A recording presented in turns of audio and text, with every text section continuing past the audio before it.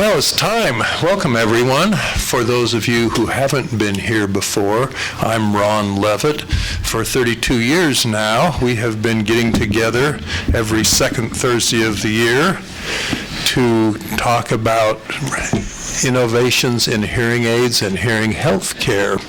Today, we're going to be taking a look at the latest effort by Mayo Clinic and Northwestern University, where the profession of audiology began, to help you self-diagnose your hearing loss and perhaps conditions related to hearing loss that might affect your overall health care.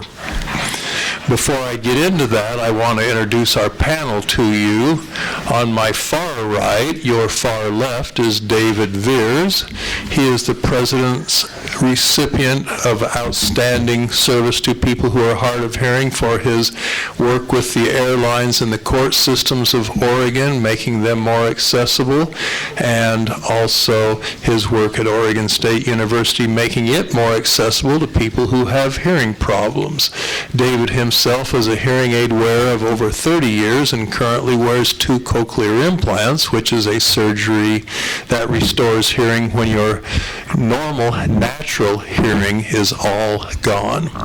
And so he's quite an expert on both pieces of technology, and he is past president of the Hearing Loss Association of America Portland chapter over several different years, and also former executive director of the Southwest Washington Center for the Deaf and Hard of Hearing. He holds a master's degree in rehabilitation counseling of deaf and hard of hearing people. Next to me is our Director of Operations. She's a lifelong hearing aid wearer. Her name is Nikki Clark. She has worn hearing aids for these 20 plus years and has been published in several international journals and presented at several international conferences on audiology, and runs the day-to-day operations at our clinic, the Corvallis Hearing Center. And I'm going to interrupt real quick. This paperwork that Corley and Marianne are handing out, we're going to go through that during the presentation. So you don't have to fill it out right now. We're going to go through it all, okay? Okay, go ahead. And then finally, on my left, your far right, is Ashley Falk. She is my clinic assistant at the Corvallis Hearing Center, and she just graduated with her bachelor's degree in public health. So hooray for that. And she is my right arm that keeps us on time and things running smoothly in the clinic portion of our clinic. So, today we're talking about advances in diagnosing hearing and balance disorders. Perhaps there should be a question mark after that, because I'm going to, as this presentation rambles on, suggest that perhaps even though it came from Mayo Clinic and it was developed primarily by a good friend of mine, David Zappala at Mayo Clinic in Jacksonville, Florida, it has some holes in it, and we're going to take a look at some of those, and I'm going to have all of you do this test to see how well you can diagnose your hearing and balance problems and determine if you have any life-threatening conditions that would require you visit your doctor based on their survey. And hopefully all of you have a copy of that and a pen with which to fill it out, and like Nikki said, we'll get to that part as soon as we get to that portion of the presentation. But to give you an idea of what we're going to talk about overall here, the first thing we're going to address is, do people with hearing loss in fact have other health problems that are likely to occur in conjunction with hearing loss? Secondly, a question is, how do we currently identify these problems? What's the current methodology that needs to be replaced with this computerized version? Third is this computerized version known as the Consumer Ear Diagnostic Risk Assessment, or CEDRA for short, they call it. And we're going to talk about why it exists. And then fourthly, we're going to talk a little bit about what happens when you take doctors out of hearing health care from our own perspective. We're going to compare the computerized self-diagnosis to the professional diagnostics that we do. We're going to talk about what portion of any of this Medicare might pay for. And finally, we're going to share some ideas about how your future will look under this new system. So, without further ado, let's dive in. Do people with hearing loss have other health problems? Well, as this next slide shows, actually they do. And you can see there's a variety of associated health problems with hearing loss. The one that gets the most press is dementia, being a 500% potential increase in the likelihood of dementia just because of hearing loss. When you match all other risk factors of those people who don't have hearing loss with those who do, you find that those who do have hearing loss are 5 times more likely to have dementia. You'll find that those who have diabetes are twice as likely, 200% increase in the likelihood of having hearing loss. Those who have kidney disease have an increased risk of having hearing loss. Those who have heart problems have an increased risk of having hearing loss.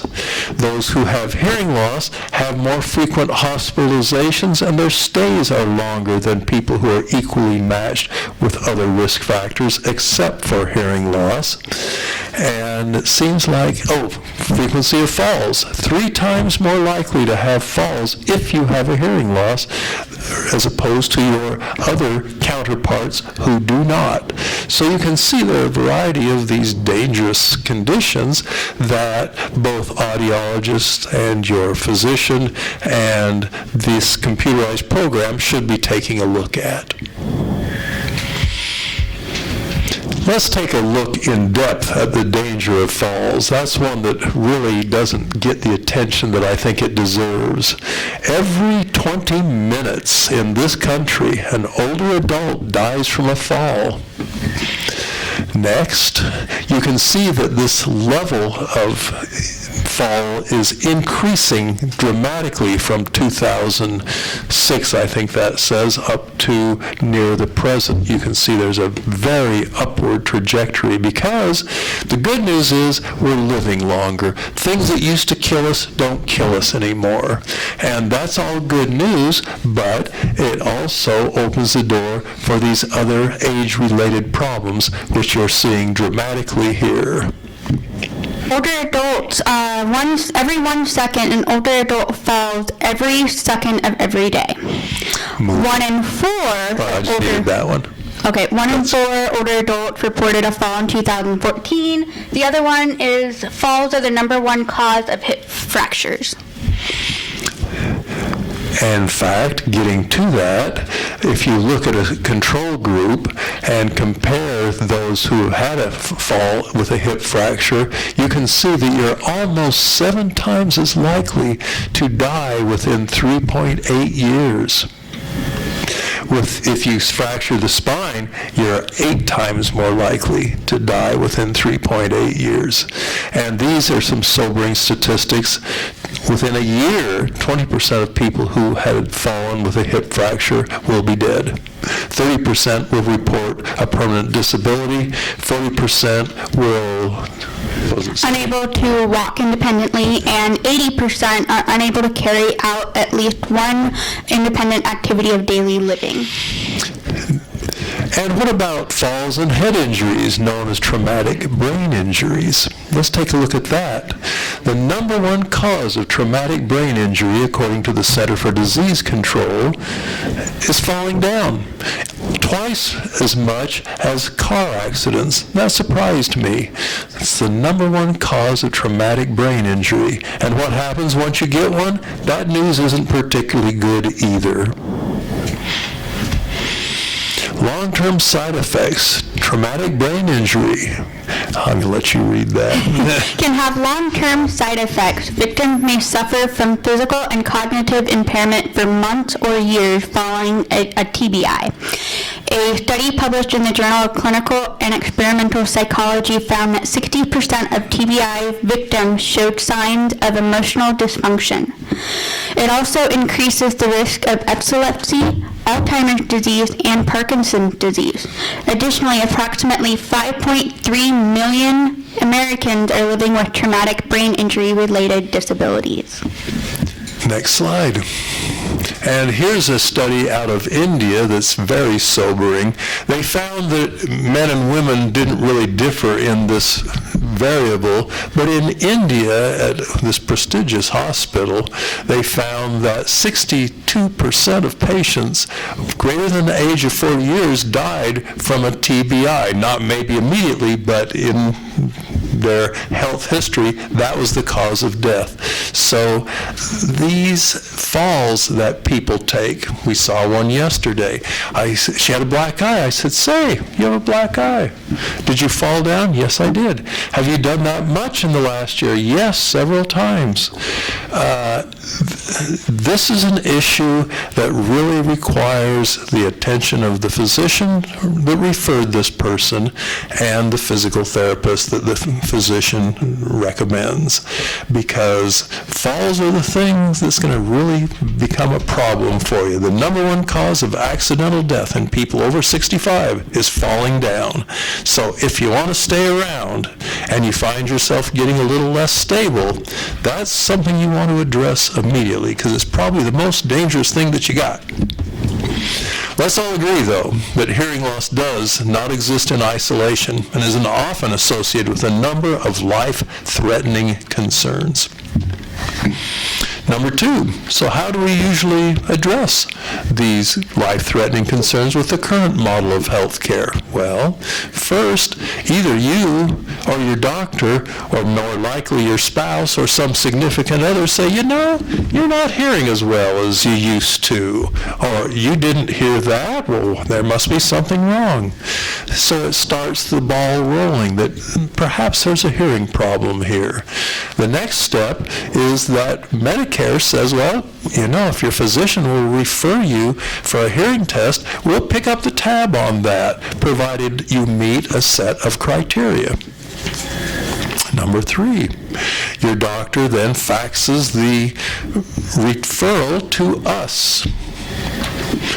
Fourth, we do a complete hearing evaluation, and in past months we've talked about what that entails, but when you come to the clinic you'll have a pretty good sense of what that's all about, and we diagnose the specific area where you have a hearing problem.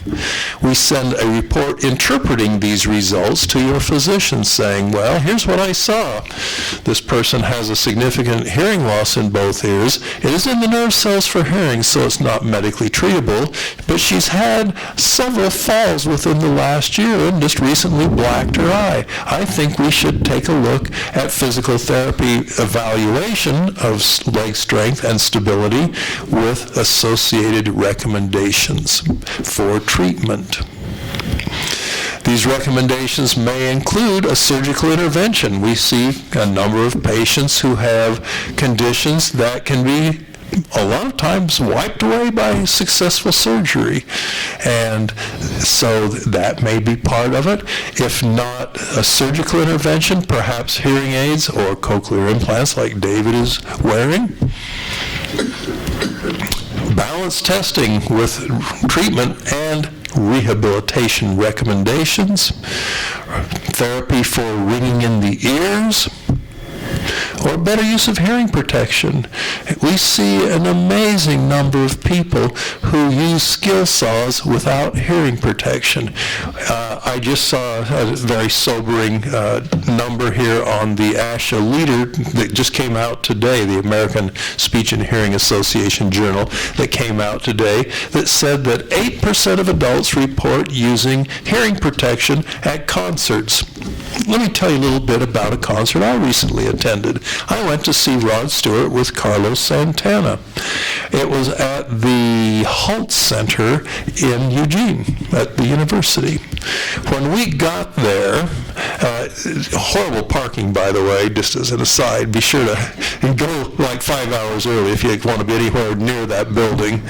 So after our trudging through the mud for approximately 1.5 miles in the rain, we finally got there. And outside of that building, before we got in, I could feel the vibrations of sound through the wall, through the windows, onto my body. That's how loud it was. When we got in there, it was astoundingly loud. I used to work as an underground miner, and in the underground mines, we have something called jumbo drills. They have 3 metal bits on them, and they're about as long as from here to the end of that wall, and there's 3 of them, and they are driven by an air device, so they go bang, bang, bang, bang, bang, really fast, 3 of them against granite to drill out holes where the miners will eventually work.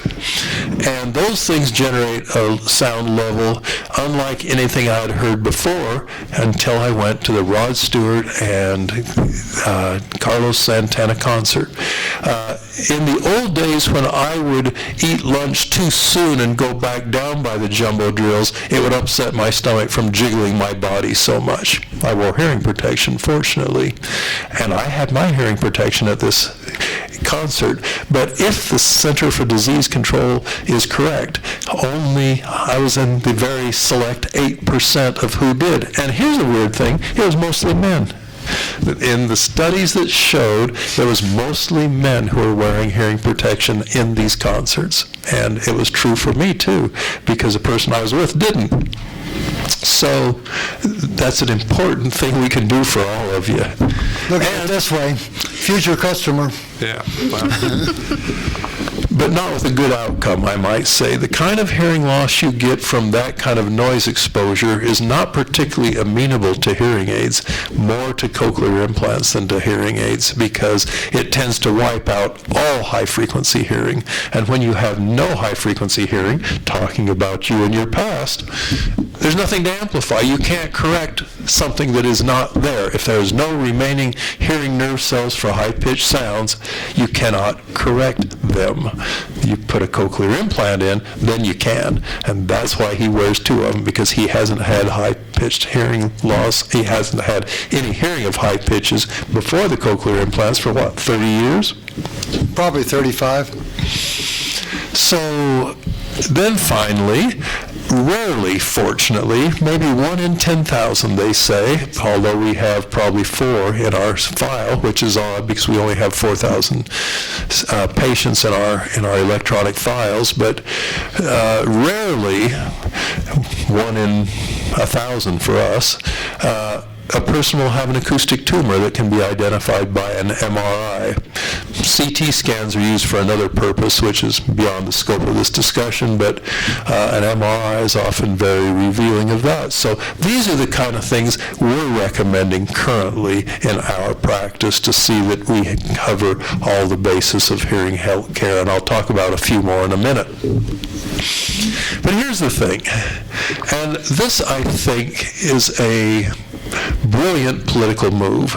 If I were a politician, and I would make a poor one, I think, but if I were, I don't think I would want to say to this audience, I'm going to cancel your Medicare. I'm going to stop Medicare payments for everything. That wouldn't be very popular. But if instead I said, you can take care of your own hearing loss, or whatever your health problem is, diabetes, whatever the problem, you can take care of it as well as the professionals do, so you really don't need to go to a professional. Moreover, the technology they're giving you, you can find yourself online and you'll have an equivalent outcome. Well, this is what the National Academies of The National Academies of Engineering, Science, and Medicine decided to do. Brilliant move. Don't cancel Medicare, don't cut payments, just convince people they don't need to go to a physician for any kind of hearing health care. That way, we're still not paying, but I'm not telling you that we canceled your Medicare benefit. Brilliant move. And this book, called Hearing Health Care for Adults, Improving Accessibility and Affordability, suggests that the current system isn't affordable and it's not accessible. You can't get to it and you can't afford it once you get there. And so, they said in this publication, you saw on the previous slide, we're going to make a lot of money available to those who can show alternate sources of treatment that are effective for adults with hearing loss, that don't require they go see a doctor, a doctor of audiology, an otolaryngologist, or really anyone. You can do it just as well yourself. You can get some hearing aids over the counter, OTC, and you can treat yourself just as well as the professionals do. Specifically, the next slide says, I'll let you read that one. Oh boy. Conclusion. Hearing aids are efficacious in older adults for both AB was audiology best practices, right? Best science. And consumer decides. Service delivery. That one's a hard one. Service delivery model. The consumer decide model of over-the-counter service delivery yielded only slightly poorer outcomes than the audiology best model. The over-the-counter models may increase accessibility and affordability of hearing aids for millions of older adults. Purchase price has no effect on outcome, but a high percentage of those rejected hearing aids paid the typical price, and that was 85%. So, the consumer decision model that he's proposing worked just as well as the best science we have. Sherry, you are one of those subjects that we ran in this very replication study of the consumer decision model. Did you realize that you were doing about as well as you did with the best scientific practices? I didn't understand your question. Well, you are one of the subjects that we tried this consumer decision model on, and we also tried the best science fitting. Did you have equivalent outcomes in terms of your speech understanding with the consumer decision model as opposed to the best science model? Oh, absolutely not. You had, basically, you don't get the real or fitting. Basically, that's it right there. So. Repeat that. The personal sound amplifiers or over-the-counter hearing aids are not programmable. So that's what she was talking about, is there's just 3 settings. You have soft, medium, and loud, and they were more amplifying in the low frequencies, not in the high frequencies where she needed it. So she didn't do near as well, not even close as well as her state-of-the-art hearing aids. So we published our study that said, well, we don't find that to be true. And I don't know if I sent you this, but the author of this article responded to our article saying, it doesn't matter whether you really have a moderate hearing loss, it's your perception of hearing loss that's important. He also said that the audiology best science is only applicable to 20% of hearing aid wearers, which I think is probably news to you, and perhaps some of you who have been through the procedure before. And I would have liked to have said more than what I did in the reply, but my colleagues, my co-authors on the paper, convinced me that we should just say, regardless of the intended audience for these devices, you well know that people who have greater hearing losses are going to try them out, because who knows if they have a moderate hearing loss? How many of you here know if you have a moderate hearing loss, in fact? Well, Humes maintains it's your perception of hearing loss that's the gold standard, not the measurement of your hearing loss. Moreover, I am concerned about children. Parents are going to go to the over-the-counter hearing aids for children, and they're not going to be able to do as well in classroom as they would with a hearing aid that was properly programmed to them. So that's very worrisome, because if I didn't have the hearing aid I had back when I was a little girl, I would not be speaking as well as I do today. I also wouldn't be understanding speech as well as today either. David, were you going to say something? Well, no, just it's been my experience that everybody underestimates how much hearing loss they have. They are, generally speaking, have a very significant hearing loss before they ever seek out help. That's been my personal experience. So, You were going to say something, Rebecca? The reality is, with the hearing loss, we don't know what we don't hear. Exactly. well put. That's important to understand that. The other thing is for the VA, the veterans that we see, when we fit them with a hearing aid, they have a form to fill out 2 weeks later. Some of the questions are how they're doing without and with their hearing aid, and then at the very end it says, how do you describe your hearing loss? Mild, moderate, severe, or profound. And it's funny to see the discrepancy. I'll look at their hearing loss and it's like, okay, it should be categorized as mild, and they'll put severe. And sometimes vice versa, the really impaired ones will put, oh, it's just a mild hearing loss. So it's kind of funny to see what the patient thinks for their degree of hearing loss. Basically, you're not good at self-diagnosing. Sherry, were you going to say something? These over-the-counter things, if you have a hearing loss that's more significant than what the hearing over-the-counter devices can handle, you can be usually disappointed by buying them and just realizing it's not going to help you much. But how do they know? Yeah, that's true. They may not even. Maybe they get a little bit.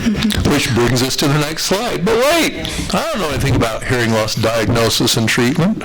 Well, I've got good news for you.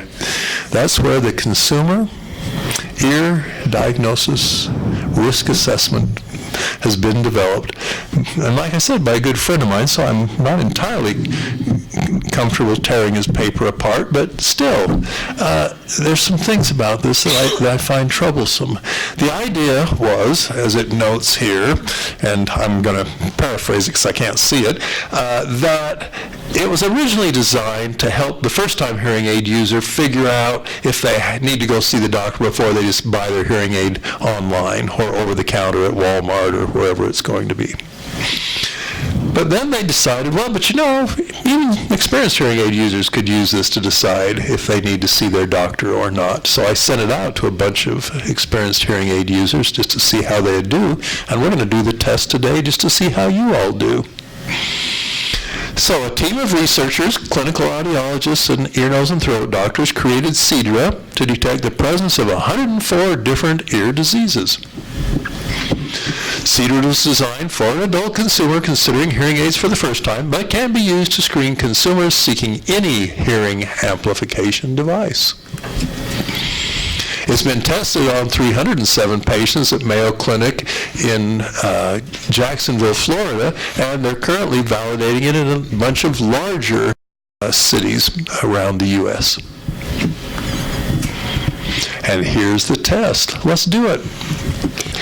All right, so the first question, when talking on a telephone, do you understand what people say better in one ear than the other? Yes or no? If you answered yes, there's 1 point. If you said no, you can put a 0 in the black line. Did the hearing loss in either of your ears develop suddenly? 1 point for yes. 1 point for yes, no points for no.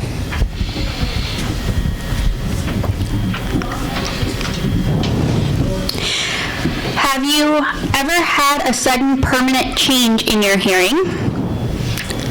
1 point for yes, 0 point for no.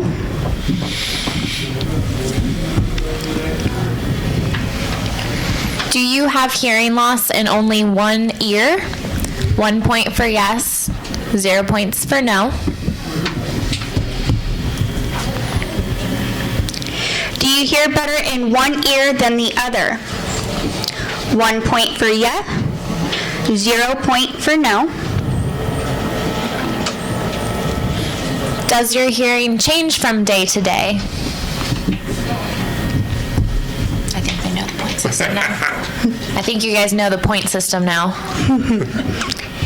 As an adult, have you ever had more than one infection in the same ear during 1 year?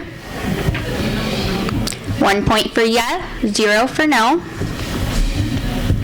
Have you ever noticed pus, blood, or other active fluid discharge from your ear?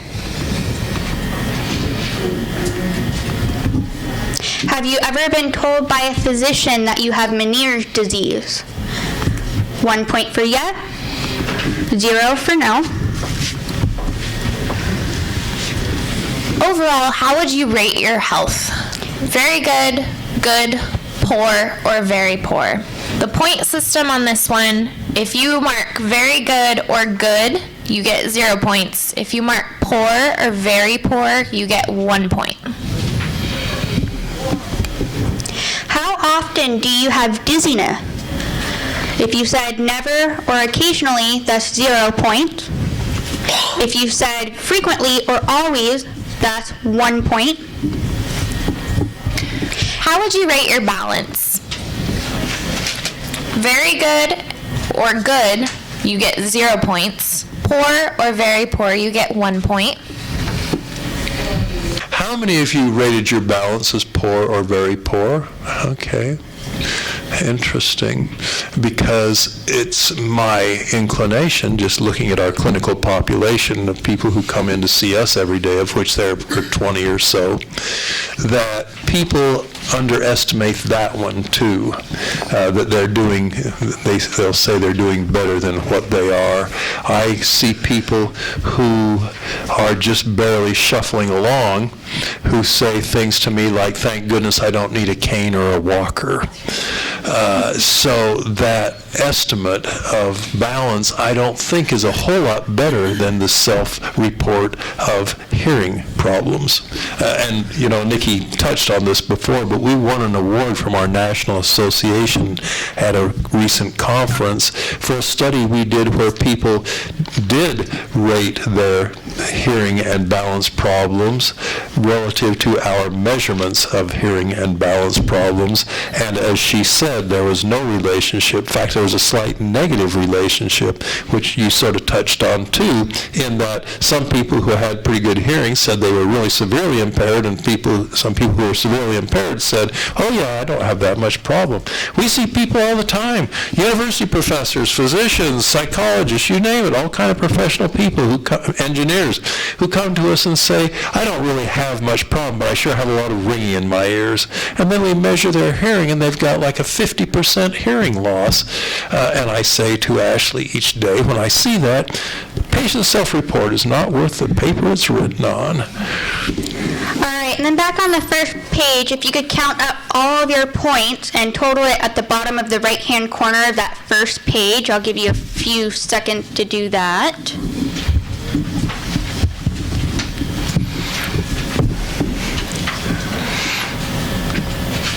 The next question, do you have tinnitus? Such as ringing, roaring, or cricket-like sounds in your ears.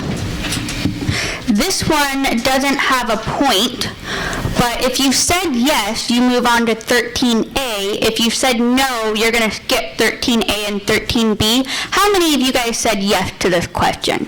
Okay, so I'm going to go forward and do 13A. So everyone who said no, you can just kind of take a breather.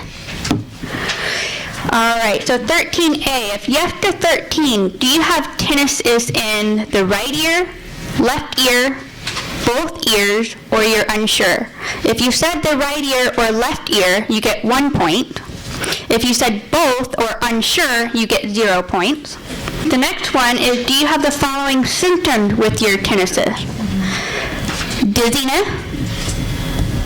Yes or no? If you said yes, give yourself a point. If you said no, 0. Do you have pressure in the ear? If you said yes, 1 point. Is that number 14? That's number 13B. Yeah, there's a Okay. whole bunch of parts to Yep, it. I'll tell you guys when we get to 14.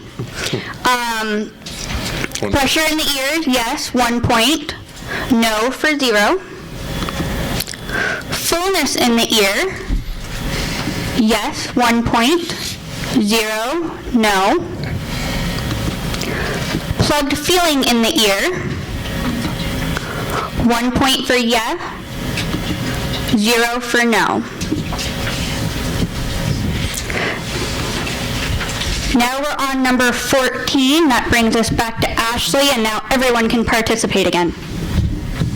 Have you ever had any of the following symptoms lasting longer than 10 minutes? First one is sudden drop in hearing in one or both ears. Yes is 1 point, no is 0 points. Or a rapid change in vision in one or both eyes. Yes is 1 point, no is 0 points.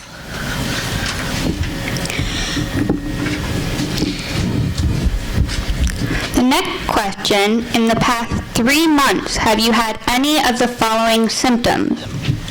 Any persistent discharge from either ear? Yes gives you 1 point. No gives you 0. Pus or blood in your ears? Yes for 1 point. No for 0. Any persistent pain in or around either ear? Yes for 1 point. No for 0 point.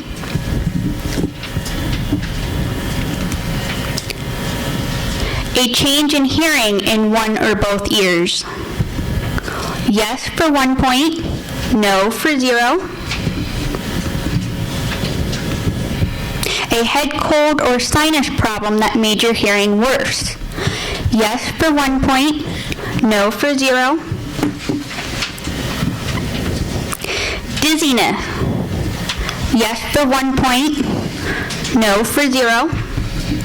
Interesting, they brought up dizziness several times. Fell because of poor balance? Yes for 1 point. No for 0.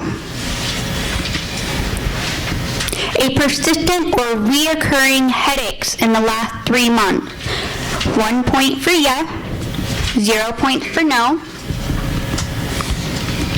Reoccurring fever, night sweats, or chills? 1 point for yes, 0 point for no. And if you haven't totaled up page 1, go ahead and do that, and then also total up for page 2 in the bottom right-hand corner of those pages. And on the third page, you're going to plug in the page 1 total and then the page 2 total and add them up.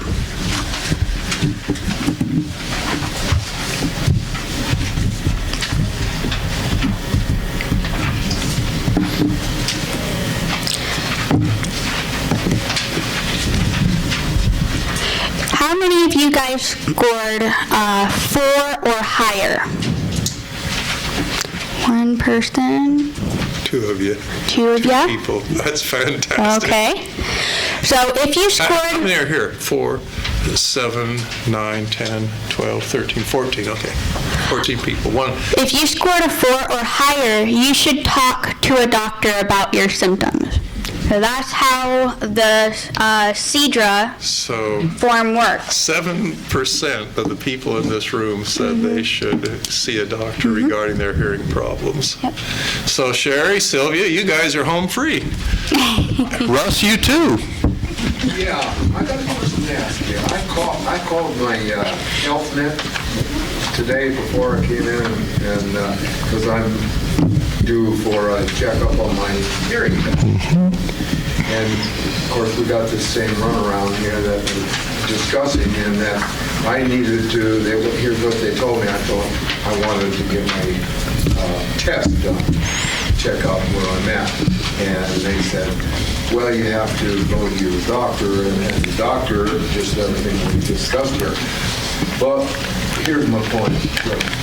They wanted to make it, according to their rules, that I had to have something like a problem, like one of the things listed here, balance or something, not just test my hearing to see if my hearing is up or down. They didn't consider that a health problem. Yeah, it's really quite amazing. You can be as impaired as you are, and you don't have a problem. Yeah, and I'm severe, so that's, and they're basically saying I don't have a problem. He used to become dizzy for a day. Yeah, you need to become dizzy for a day. Well, it's several things about this. I get Mayo Clinic because, I've been there a lot. They get people from all over the world who have a variety of diseases. So they're a diseased-focused entity. That's the nature of being a world-class hospital. You see all the really horrible things that nobody else can figure out or nobody else can treat. And if you stay in that environment long enough, you get used to that level of thinking. The only thing that could really be a problem is something that will kill you. If it doesn't kill you, it's not a sufficiently significant problem to be dealt with by the medical system. Well, okay, but there are some things that can go wrong in that line of reasoning, which is the next thing I was going to say. Well, and you brought up sort of the next slides. This is how Mayo Clinic and Northwestern University believe you can self-diagnose your hearing problem before getting your hearing aids over the counter. All right. But to me, there seems to be a few things missing, and I can just go back to yesterday's clientele that came into our clinic. Let's take a look at them. Number one, remember this one? It was like cement. It took me, 15 minutes to get that out of there. The guy said, I'm wondering if I might be having some problem, but he didn't know which ear, which I found a little bit astounding. He had to have us look to see. But that wasn't just a normal plug of earwax. That was like an inch-deep plug of earwax. And it wasn't like soft and gooey that you can just grab with your curette and pull it one time. We had to bore through it, much like when I was an underground miner in San Manuel, Arizona, digging through that stuff, little piece by little piece until I finally got a hole big enough to get the small curette through to pull a little bit more of a hole where I could get the medium through to the large through, and it took us probably 15 minutes to get that out of his ear. It was bigger than the ear canal itself. It wasn't going to kill him. It wasn't going to make him sick. It wasn't going to make him dizzy, and it was not going to create tinnitus in his ears. So by all stretch of the imagination, he should go ahead and order an over-the-counter hearing aid because he would not have scored a 4 on that test. So what happened to him after all of a sudden he had this blast of hearing? He said, oh yeah, this is a lot different. We've had people come in that had it in both ears that Corley back here warned me, this guy can't hear at all. You're going to have to really yell at him. Well, no wonder he had like cement in his ears. We took it out and suddenly he was cured. But again, he didn't have vertigo. He didn't have drainage. He didn't have pain. He didn't have discharge. He didn't have dizziness. He wouldn't have scored a 4 on this test. He would have just ordered himself some nice over-the-counter hearing aids at $600, $500 a piece and been still not able to hear because he had a complete blockage of his ear canal. So, yeah, it's not life-threatening. I get that. At Mayo Clinic, they wouldn't sound the sirens. They wouldn't triage this person to the top of the pile because they have people who have some really serious stuff at Mayo Clinic. So I get that. But the problem is this questionnaire reflects that level of thinking. Next slide.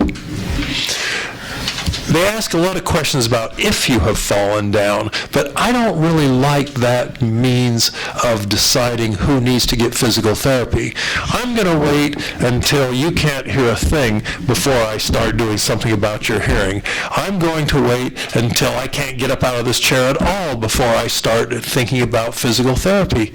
That's not the way. Again, I understand that in the medical model, if you're not falling down actively, but if you're just just doing that little shuffle, you don't rise to the level of grand concern at Mayo Clinic. You don't have sciatica, you don't have back pain, you don't have narrowing of the cervical or the lumbar vertebrae, perhaps, but you just don't rise to the level of concern. But I prefer to stop people falling down before they fall down. And that's why I always say this person has a high risk of falling down to the physician when we write our reports. Not that they have. If they have, of course, we mention that and say now it's really urgent, but I like to do it before you fall down. When we call you back into the room, we watch you get up from your chair and walk down there. And if you're not doing that with ease or you're having difficulties, that's when Dr. Levitt will say, let's just do something about this. This can be fixed. And come to find out, apparently cigarettes are good for you. Yesterday I had a 91-year-old come in, and he was practically smoking off of his clothes. He smoked so much. And I said, well, so what medications are you on? Oh, none. And when Ashley said, come on up, he hopped up and zipped into that room, better than my mother, who's never seen a cigarette in her life. So it just makes you wonder. But I did ask him, what level of exercise are you getting? What are you doing? Walking a lot. Some of my other friends, when I see them walking well, I say, how do you get up so easily? They say, well, we're working out. But there's a surprising number of people in their 60s and 70s who don't get up well and who are just barely teetering along, and I'm sure they're going to have a fall within 6 months. And bad things happen when you fall, as we've looked at. Next. There's not a single question in here about can you count backwards from 100 in sevens. But I'm a little concerned about that. I don't want people to come in that have been coming in for 30 years and not recognize me. When they get to that point, that's too late to do any sort of intervention to slow this process. I want to know early on. There's a test we give that's called the quick speech and noise test. And the quick speech and noise test has one sentence that says, a cruise in warm waters in a sleek yacht is fun. And it's not with much noise in the background. So if people say, a cruise and something about water, when they hardly have any hearing loss, are telling me it's not my hearing problem. I got a short-term memory problem, which is why you say, can you count backwards from 107s? I can. Well, I gave you a little start, 100, 93, 86, 79, 72, 65, 58, and so forth. If you can't do that, though, it suggests that there's an ensuing problem, something that's coming. And again, there's not one question in there. Remember, dementia is 5 times more likely in people who have hearing loss of severe degree than it is in equally matched subjects. Yet there's not one question in there about your memory. I find that problematic. Oh, the other test there, let's all do it together. Don't say the word, say the color. We're going to go down. No, let's go across like we're reading. So we're going to say, this may be a vision test too, red, black, green. We're going to say, oh, is that purple? Yeah. Black. No, she says it's black. No, I thought that you were going to the next one. You want to say the color, not the word. So you don't say you'll say red. Isn't that you'll black? Say black. Purple. She thinks it's purple. It is. The other ones are black, but that one's purple. None of us can do it. Next one, and is that middle one? That's going to be so black, you're gonna say, blue, yellow, you said the wrong color. yellow, black, black, blue, red, blue, green, blue, red. Yes, but when you can't do that, when I have to keep saying, no, not the word, We'll get a the better color. chart up here next time so we can actually really see what the color You is. see purple there? Purple there. Yeah, must be nice. There's a purple one right up there. The orange is purple. Orange is purple, yes. And then the other ones are black. Well, you get the point. We're all colorblind. The Stroop mixed colors test requires that you suppress the natural urge to say the word. And some people just can't do it. And backwards from 107s, some people just can't do it at all. And I like to know earlier rather than later when there is some evidence of cognitive problems. And the first thing, like I said, that usually shows up is a cruise in warm waters in a sleek yacht is fun. They can't do that sentence. And then there's these precancerous lesions of the pinna.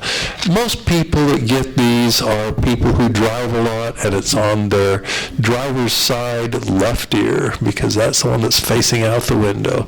And it's not going to kill you immediately, so again, Mayo Clinic wouldn't be dramatically excited about that, because they've got people who got some major cancers who are really killing them. Their bones are degenerating. They've got it so bad. So this does not triage to the top of their pile, but they don't ask, do you have any sores on your ears? But why not? Because you can get your dermatologist to address this before they have to take a big chunk out of your ear. How about an accurate assessment of your hearing difficulty? Do people really want to know what their actual hearing loss is? Humes tells me it's just your perception that's the gold standard, but I disagree with that. I think it's how much you have measured. How about knowledge of funding operations? I see any number of veterans who have no idea that they're eligible for hearing aids for free if they can get in the system. That's something I think people should know. I see legions of people who are hard of hearing who are under age 65 who are still working. They don't realize that vocational rehabilitation may help them pay for hearing aids if they have problems with that expense. I see legions of people who have no idea what kind of benefit is provided by their insurance company. So for all those reasons, I am concerned that there's no information about funding sources that people get when they self-treat and self-diagnose. Next slide. Here's the thing. The International Standards Organization knows that our hearing gets less good, and I really hate looking at this thing right now because I just had my hearing tested yesterday, and I am smack dab in the middle of that 60-plus age range group. My hearing loss is now just like that. But anyway, that aside, I want to know at what rate my hearing is degrading. People with hereditary hearing loss, it goes faster. People that have a variety of other diseases, it goes faster. And I want to know the rate at which it's going away. And I want my hearing aid to be readjusted to make up for that rate, because as Ashley and Nikki here can tell you, every day we see people whose hearing have degraded by 7-8 percentage points over the last 1 or 2 years, who need their hearing aids reprogrammed. And once you do, they say, oh, thank goodness, I can hear again. And that is not something that should be overlooked in any type of a medical setting. But you will not get that if it's your perception of hearing loss as the gold standard. You won't perceive that you lost 8 percentage points. We've never had someone come in when she asked the question, has there been any change in your hearing in the last 2 years, that say, yes, I have an 8 percentage point drop in both ears. Usually they say none at all. The most common answer is, no, I've been pretty stable. And our answer is, no, you haven't. Virtually always our answer is no. I mean, occasionally we see somebody that actually after 2 years hasn't, but that's not the average subject. So if you're willing to forego all of that, then this Cedra is a good idea for you. But it has one other problem, and I think this one's worth talking about. And this is a problem that's discussed in all medical circles. It's just not unique to hearing health care. It's unique to all health care. This is a general problem. Sensitivity, back up one. Sensitivity and specificity. Sensitivity means how accurately a test identifies those people who need a certain intervention. So if I say, everybody in this room has a hearing loss, I'm probably pretty close to right. You know, I may even be 100%, and I didn't test any of your hearing, I just guessed. Well, not on all of you, but no, some of you I'm guessing that y'all have some hearing problem. So my sensitivity in that instance is 100%. But if there were one person or two or three sitting here that didn't, then out of 17 people, I was wrong 3 times. So my specificity was lower. Specificity means those who are normal, you properly identified. So I missed 3 times. I hit everybody in the immediate audience probably, but I missed 3 of them. And therein lies the problem, because CEDRA is 90% accurate. So just imagine you had all those problems that we just went through. Pus from your ears, bleeding from your ears, dizziness, you've fallen down, etc., etc. All those things happened, but 1 out of 10 of you are still going to go by. Well, I see that as something of a problem. If 1 out of every 10 people that are taking this test have these problems and somehow it misses them, yikes. By contrast, if 72% of you who have normal hearing are going to see your doctor about hearing loss, that's not a particularly good outcome either. Now, the people at Mayo Clinic and Northwestern University claim victory here with that, because that is the sensitivity and specificity of CEDRA, but their comparison was not against full-blown diagnostic, audiological, and otolaryngological measures. It was the FDA red flags, which are pretty much just restating what we just said here in this.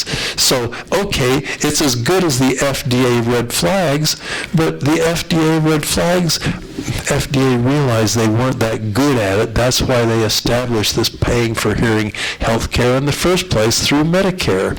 So, okay, they're only missing 1 out of 10. But with 14 people in here, 1 of you could be missed with all those problems we just went through. And those of you sitting here with normal hearing, you're going to be going to the doctor because I said you had a problem when you didn't. Now, you might ask, what's Medicare going to cover in this new era of self-diagnosis and self-treatment? Well, the answer is you're not even going to get to the doctor because you have taken CEDRA. CEDRA was designed to keep you away from the doctor. CEDRA was developed to keep you away from hearing testing unless you have all those things that we've been going over in that test. So the answer is they're not going to do any of it, because you're going to be doing it yourself, and then you're going to be ordering your hearing aids or whatever online. And the other thing is, I've never seen a person say to me, I don't believe I'm actually a hearing aid candidate. I believe I'm a cochlear implant candidate. In fact, that's the lot. Usually I just have to tell people over and over again, you ought to be getting a cochlear implant. You ought to be getting a cochlear implant. You should be. Forget hearing aids. Get a cochlear implant. People rarely say that to me. So I'm a little concerned that people who need cochlear implants are going to be completely missed in this because they don't have enough hearing to benefit from hearing aids, yet who's going to tell them? They're not going to figure that one out on their own. And I even have an issue about how many people are going to find this thing. I brought it to you, but would you have found it on your own? And therein lies my concern about, even if it were the best instrument in the world, which I don't think it is. So Medicare won't cover any of it. You're going to do it all yourself, from self-diagnosis to self-treatment. So let's take a look at what that future is going to look like. There's already a law passed in August of 2017 that said you can buy your hearing aids over the counter. They're still ironing out the details, and they say they'll have it ready by 2020. Okay, whatever. If the government ever opens, they'll have it ready. But it's already allowing it. They just have to iron out the details. So, number 1, that's a done thing. Number 2, FDA got on board too. They say, and this is quoting Eric Mann, paraphrasing what he said. He's the commissioner, head of the Otolaryngology and Ophthalmology Division of Food and Drug Administration. He said, most of the people who have hearing loss with serious problems would know they need to go to the doctor anyway, because they would have pus coming out of their ears. How many times have you had pus coming out of your ears? Very rarely. Yeah, well, then you In fact, probably I would. don't think ever. Yeah, you wouldn't need to go. Yeah, I scored a 3. Seriously, I scored a 3 on that test. So that means A deaf person scores a 3. that's rather amazing, don't you think? Well, think about it. I mean, it's funny, but think about the implications of that. He has no hearing whatsoever. He scored a 3. FDA has decided they're not going to require any kind of medical oversight. Anybody, for adults 18 and over, anything goes. So what would have happened? You're 18 years old now. Cast your memory back just a few years for you. You're 18 years old and you decided, I went through elementary, junior, and high school, people looking at me with that stupid FM system I had to wear and that hearing aid. I don't think I need it anymore. Well, that's your prerogative, because Humes has said the gold standard is your perception of need. I would be able to hear men's voices, just not women's. As long as men spoke up loud enough. I would not be where I am today, speaking the way I do, or hearing as well as I do with the hearing aid. Moving on. And how well will these over-the-counter hearing aids work for me, you ask? Well, we looked at people with this hearing loss here. Sherry was one of them. And here's what we found. We gave them the quick speech and noise test. It's a test where a woman says a sentence, and each one gets a little harder because there will be progressively more people talking in the background. And at some point, you're just not going to be able to do it anymore because the speech and the noise are equally loud, and even people with normal hearing can't get 100% there. So this test has no ceiling, which I like, because if it were too easy, then it wouldn't really differentiate those who do really well with hearing aids and noise versus those who do just sort of well.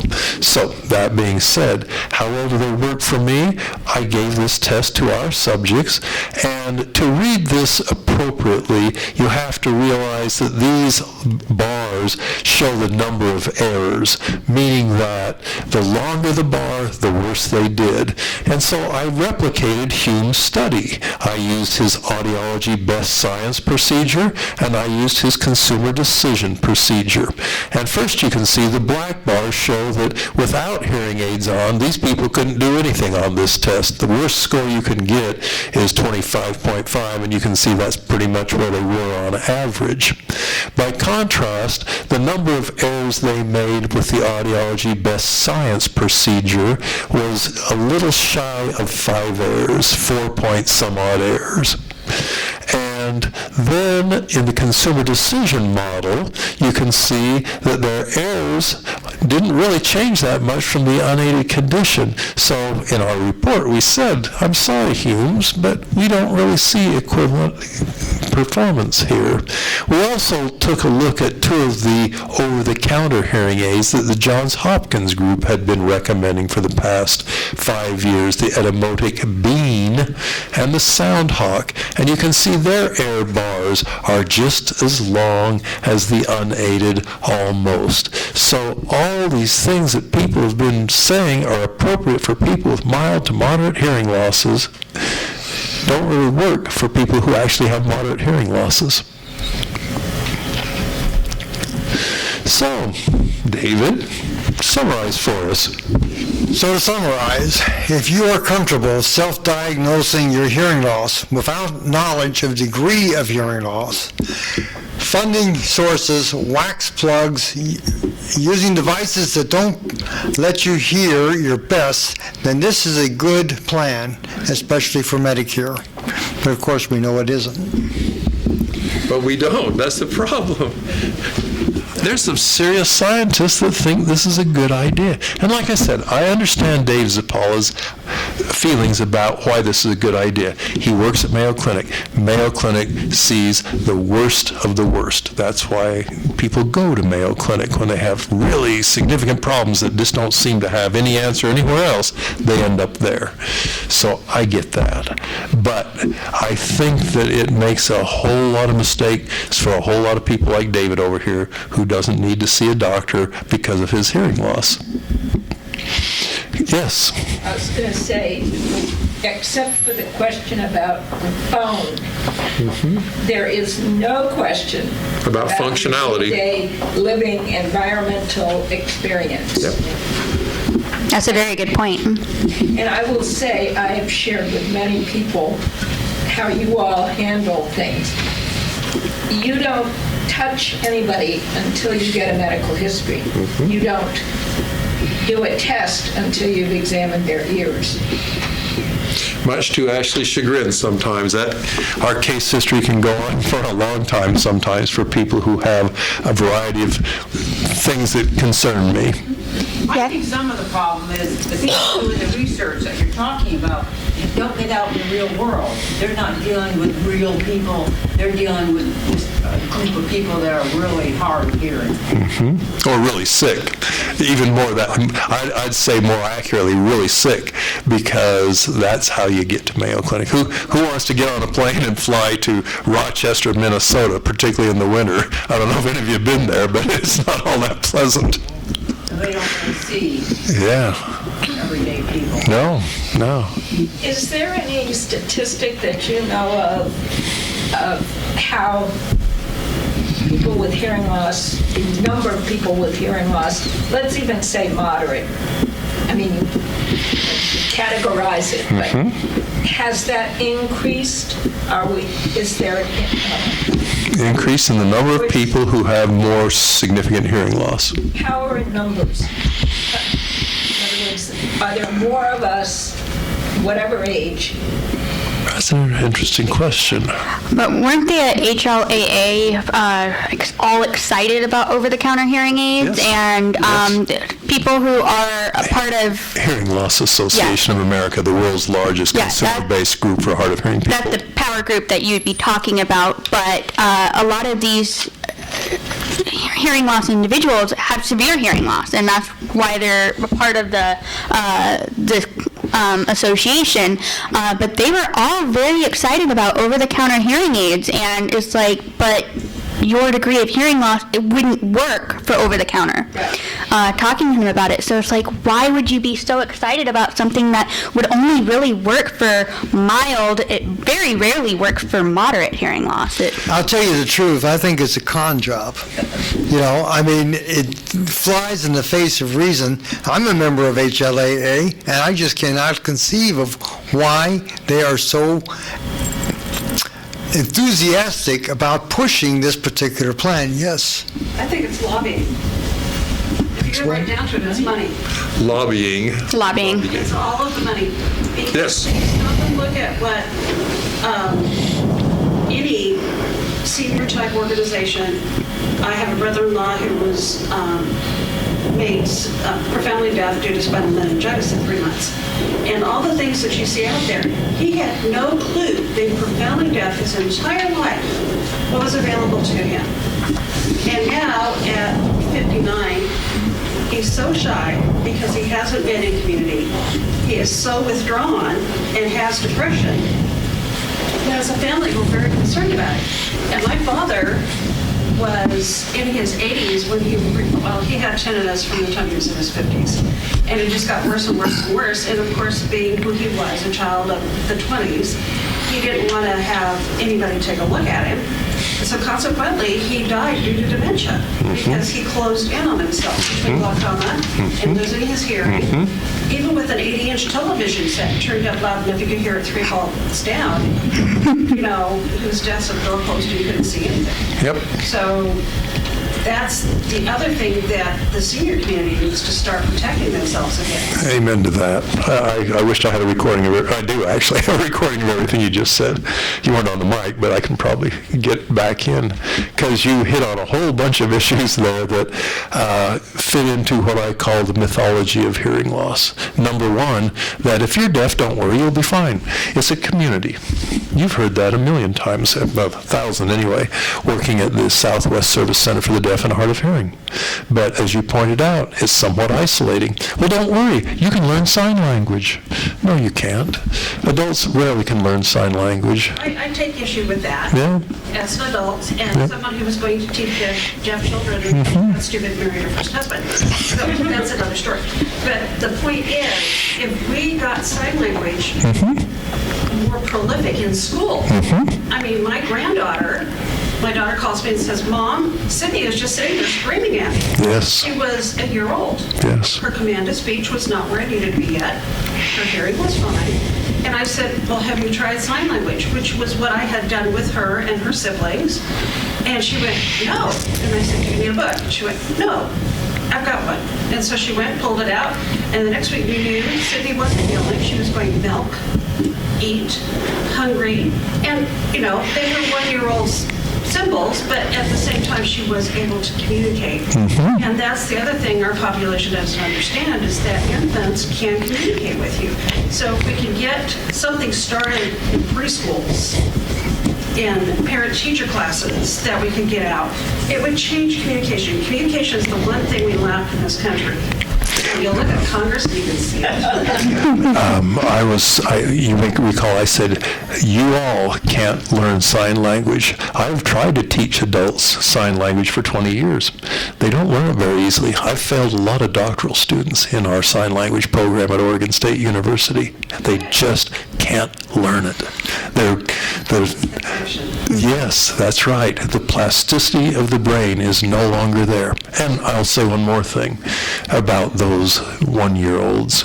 You put a cochlear implant on them before they're 4 months of age, you won't know that they're deaf by the time they're 17. They'll talk like you and I do. They'll be going to college. Their reading and writing skills will be equivalent to ours. I'll tell you a story. I saw a very deaf baby about 25 years ago when I first came here, and I said to his parents, you're going to hear a lot of different philosophies about how you should treat this deaf child, because he has no hearing whatsoever. But I would suggest you really give some serious thought to cochlear implants. Off they went, never saw him again. 25 years later, like a few months ago, on our schedule, there's that kid's name. I said, I can't believe this. Yeah, there he is. In he comes. He talks just like she does. So we went back out and told the staff, yeah, he's deaf. Really? Didn't hear it, didn't see it, didn't notice it.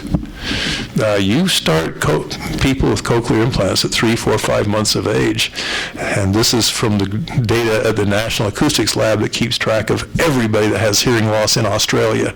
They will function, their global development will be equivalent to ours with normal hearing. But not if you wait. But not if you wait, not even 1 year. It's got to be early on. Yes, it does. Let's see. It seems like I had another thought, but it escapes me now. Any other questions? Yes. So, how does the VA go about giving people hearing aids? Do they do the same system that you do, or do they just... On paper, they say so, but occasionally when we see people who have been going to the VA and they come to us, they say, what are you doing? And we'll say, what's on the VA list? We've never seen this before. And I have some concerns that perhaps not everything that's on that list is being done at the VA. But the big problem with the big problem with the VA is they're overwhelmed. They have so many people that they need to service. I talked to a fellow just yesterday. I was in Les Schwab getting a battery replaced, and this fellow was talking to me about it. And I guess he was a veteran, and he wasn't particularly happy with the services he was receiving. It wasn't about hearing loss, but other things. And it's just that whole system is almost overwhelmed with the numbers of people. My brother-in-law is a veteran and has been trying to get services from him, and they kind of give him services, but it's like he's got arthritis in his knees and arthritis in his hips, and he really needs to have like a knee replacement or at least some type of surgery to correct the problems in his knees. And he's been on the waiting list for years and years because there are so many people that have a higher priority than he does.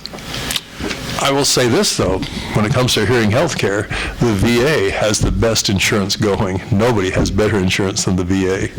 However, it does take a while to get into the system. I would start with the Veterans Advocacy. There is one here in Corvallis. There's also one in Albany. Who is the new person for Corvallis? I think Mary Newman left. That's right. She did, and we don't know the new person. We don't know who the new person is. Just type in Veterans Advocacy in Corvallis, Oregon, and it'll pull up the phone number on 3rd Street, I believe, downtown. 4th. Our old office, it was 4th and Jefferson.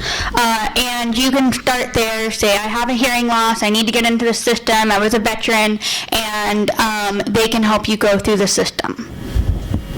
I just wondered, my brother-in-law is going to go to he got approved to go to the Veterans for hearing aids, and I wondered whether you knew what they did.